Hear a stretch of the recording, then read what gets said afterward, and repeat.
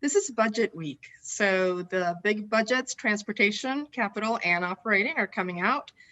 Can you please share some of the big projects in the 28th in both the capital and the transportation? We in the 28th are proud to have a bunch of our capital budget priority requests accepted. So first one I'd like to bring to your attention is we will be installing for the city of DuPont and the city of Lakewood, which are in the same watershed, water scrubbers, which will remove a chemical compound known as PFAS, which doesn't leave the environment, doesn't biodegrade naturally, and it bioaccumulates. So it's bad. And that was from years and upon years of training at JBLM, then McCord Air Force Base, of using firefighting foams that had this toxic PFAS chemical. And now that chemical exists in the watershed. So there's no safe level of that chemical. So what the capital budget request will do, will install scrubbers and completely remove those PFAS chemicals from our groundwater and our drinking water.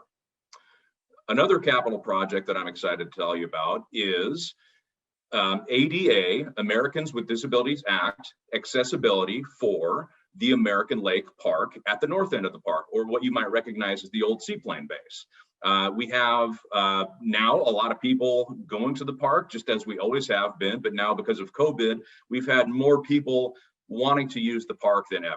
So what this will do will allow our friends and neighbors to have better access to the beach. And that way, it's just going to make the park much more accessible for folks that need a little bit more help getting access to the beach. And that's a project that I'm really excited about also. Also, in the city of Fircrest, we have been accepted for a request to replace the water meters with electronic water meters. So that way, the town of Fircrest, city of Fircrest, doesn't have to have a full-time employee going from water meter to water meter to water meter to read the water meter to tell you what your water bill is. Now it's electronically recorded. It saves the city money, and that employee can go on and do more important things for the city of Fircrest. They're real limited on the amount of employees that they have overall. Another item that I'd like to bring up is estuary restoration out on McNeil Island. So this estuary is pretty much a wildlife refuge where we have a seal haul out, where waterfowl, fish, salmon habitat all live. And with this estuary restoration, it's going to really provide a good environmental impact for all of us in district, and then for all the wildlife that live with us in the South Puget Sound area. And I'd like to bring up a couple of transportation items. So we will continue to provide funding to add additional lanes to the Stillicum-DuPont Road from Wharf Road all the way over to I-5. As you know, if you've ever been caught in traffic as the soldiers leaving work at JBLM and increased commercial traffic from Amazon and all the other commercial areas in DuPont, it gets bumper to bumper during evening rush hour.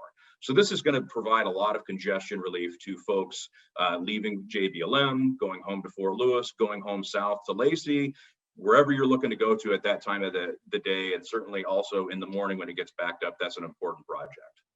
Also, we're going to continue to work on the I-5 congestion project through the JBLM corridor.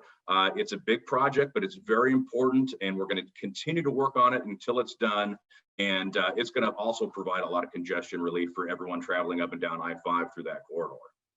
I just wanted to say thank you so much for taking the time again to watch another one of our video updates.